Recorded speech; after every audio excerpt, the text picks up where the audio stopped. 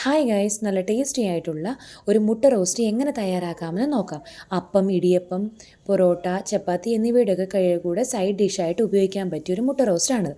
ഇതിലേക്ക് ആവശ്യമായിട്ടുള്ളത് സവാള, ടൊമാറ്റോ, പച്ചമുളക്, ഇഞ്ചി, വെളുത്തുള്ളി ചതച്ചതാണ് ഞാനിവിടെ എടുത്തിരിക്കുന്നത്. പേസ്റ്റ് രൂപമല്ല, ചതച്ച ഇതിലാണ് ഞാൻ എടുത്തിരിക്കുന്നത് ഈ കറിക്ക് വേണ്ടിയിട്ട്.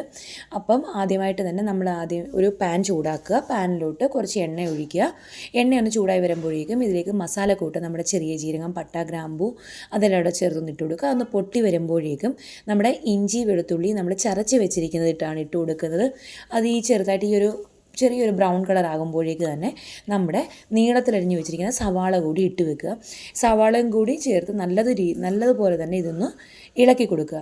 ആ ഇളക്കി കൊടുക്കുമ്പോൾ തന്നെ അതിൻ്റെ കൂടെ ഉപ്പും കൂടി ചേർത്ത് കൊടുക്കാനായിട്ട് ശ്രദ്ധിക്കുക. ഉപ്പ് കൂടെ ചേർക്കുമ്പോൾ പെട്ടെന്ന് തന്നെ നമുക്ക് നല്ല രീതിയിൽ വഴണ്ട് വരുന്നുണ്ട്. അപ്പം പച്ചമുളക് കൂടി ഇട്ടതിന് ശേഷം നമ്മൾ ഒരു അടപ്പ് ഉപയോഗിച്ച് അടച്ച് വെക്കുക. കുറച്ച് നേരം, ഒരു 2-3 മിനിറ്റ് നേരം ലോ ഫ്ലെയിമിൽ ഇത് നല്ല രീതിയിലൊന്ന് വെന്ത് കിട്ടും. ആ എണ്ണയിൽ നമുക്ക് നല്ല രീതിയിലൊന്ന് വെന്ത് വന്നിട്ടുണ്ട്. ഇതിലേക്ക് നമുക്കിനി പൊടി ചേർത്ത് കൊടുക്കാം. ആദ്യമായിട്ട് നമ്മൾ ചേർത്ത് കൊടുക്കുന്നത് 1/4 ടീസ്പൂൺ മഞ്ഞൾപ്പൊടിയാണ്. മഞ്ഞൾപ്പൊടി ചേർത്തു. അതിനുശേഷം നമ്മുടെ എരിവിന് ആവശ്യമായ മുളക് പൊടി നമുക്ക് ചേർത്ത് കൊടുക്കാം. ആ മുളക് പൊടി, ഇത്രയും മുളക് പൊടിയാണ് ഞാനിവിടെ ചേർത്ത് കൊടുത്തിരിക്കുന്നത്.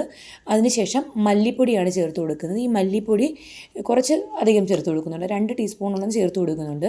കാരണം റോസ്റ്റൊക്കെ ഉണ്ടാക്കുമ്പോൾ മല്ലിപ്പൊടിയുടെ ഒരു ടേസ്റ്റ് റോസ്റ്റിൽ മുന്നിൽ നിൽക്കുന്നുണ്ട്. അതാണ് ഇച്ചിരി ടേസ്റ്റ് കൂടാനും നിൽക്കുന്നത്. അപ്പോൾ അതിനുശേഷം അതിനെ ഒന്ന് വഴറ്റിയെടുത്തതിന് ശേഷം ആവശ്യാനുസരണമുള്ള ഗരം മസാലയും കൂടി നമ്മളിതിന് ചേർത്ത് കൊടുക്കുക. പിന്നീട് പച്ചമണം മാറുന്നത് വരെ നമ്മളിതിനെ ഒന്ന് വഴറ്റിയെടുക്കുക. ആ മസാലകളുടെ പച്ചമണമൊക്കെ മാറിയതിന് ശേഷം നമ്മൾ ചെറുതായിട്ട് കട്ട് ചെയ്ത് വെച്ചിരിക്കുന്ന ടൊമാറ്റോയിലൂടെയാണ് ഇട്ട് കൊടുക്കുന്നത്. പിന്നീട് അതിനെ നല്ല രീതിയിലൊന്ന് മിക്സ് ചെയ്ത് കൊടുക്കുക. അതിനുശേഷം ഒരു 2-3 മിനിറ്റ് നേരം നമ്മളതിനെ അടച്ച് വെച്ച് ഒന്ന് ലോ ഫ്ലെയിമിലൊന്ന് വേവിച്ചെടുക്കേണ്ടതാണ്. ഇപ്പോൾ നമ്മുടെ മസാല റെഡിയായിരിക്കുകയാണ്. ഇതാണ് നമ്മുടെ മുട്ട റോസ്റ്റിലുള്ള മെയിൻ മസാല. പിന്നീട് മല്ലിയിലയാണ് ഇട്ടിരിക്കുന്നത്. മല്ലിയില ഓപ്ഷനിലാണ്, അതിൻ്റെ ഫ്ലേവർ ഇഷ്ടമുള്ളവർക്ക് മാത്രമേ ഇട്ടാൽ മതി. ഇപ്പോൾ നമ്മുടെ മുട്ട റോസ്റ്റിൻ്റെ ആ റോസ്റ്റ് മസാല റെഡി ആയിട്ടുണ്ട്. ഇതിലേക്ക് നമുക്കിനി ആവശ്യത്തിനുള്ള മുട്ട ചേർത്ത് കൊടുക്കാം. ഇവിടെ ഞാൻ 2 മുട്ട സൈഡൊന്ന് ചെറുതായിട്ട് കീറിയതാണ് ഇട്ട് കൊടുത്തിരിക്കുന്നത്. പിന്നീട് ആ മസാല ഉപയോഗിച്ച് അതിനെ ഞാൻ ജസ്റ്റ് ഒന്ന് കവർ ചെയ്ത് കൊടുക്കുന്നുണ്ട്. പിന്നീട് അതായത് മുട്ട പൊട്ടാതെ അത് ചെറുതായിട്ടൊന്ന് ഇളക്കി കൊടുക്കുക.